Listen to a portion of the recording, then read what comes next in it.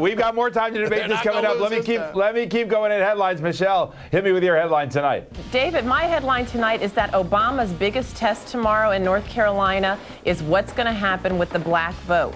What we have seen from very early on in this campaign is that the key to Senator Obama's coalition has been young people, it's been independents, it has been college-educated voters or people with a postgraduate degree, but also, unlike Gary Hart and Bill Bradley of many years ago, the key to his support has been African Americans. The polls right now are showing us that Hillary Clinton's support among African Americans is creeping up. You know, very early on, we were seeing her getting, anywhere from 8 to 10 to 13 to 14% of the African American vote.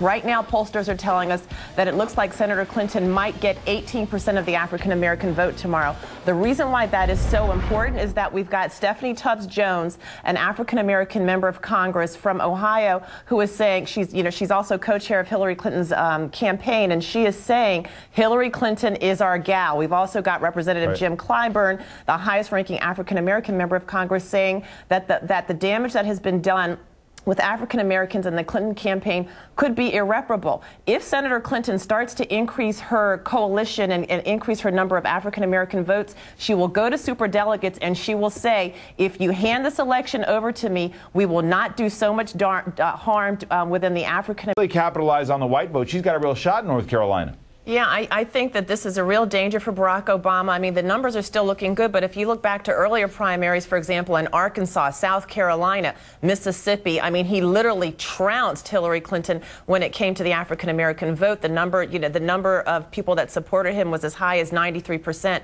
in some states. She is seeing an increase in support among African-Americans. Nothing gigantic, but, like I was saying earlier, if this is a trend and she is able to whittle down his support within this very, very key demographic, it could spell trouble for him in terms of what the psychology of the campaign that Hillary Clinton is running, because she's going to go to superdelegates and she's going to say, fear not, African Americans will not leave the Democratic Party if you make me the nominee. All right, moving on. We've been debating this gas Obama among African Americans now that he's really cut ties with Reverend Wright.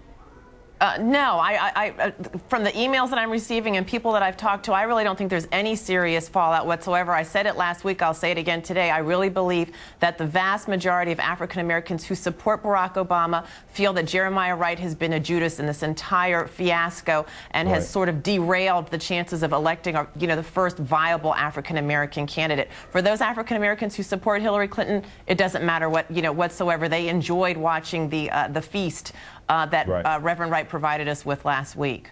All right, finally, there's been a lot of talk about the so-called Operation Chaos. David, I was just going to say 2 words: security moms. This is a lot more about Iran, has a lot less to do with what Hillary Clinton's going to do in Iran. Everybody knows that this policy is asinine, but remember that 3 a.m. ad. She is speaking to women, she's speaking to mothers, she's speaking to people who are worried and want to be secure, and we've got a male candidate and we've got a female candidate, and in this instance, Barack Obama cannot appear to be more dovish than Hillary Clinton. Let me just move on. Make him look aloof. He's running for president of the United States. Michelle, comment here.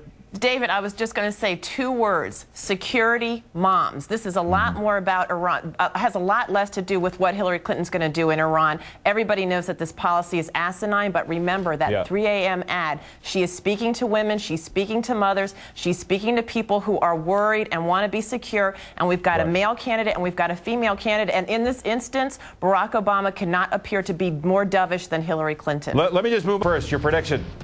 David, my prediction is that Obama loses Indiana, but he wins North Carolina.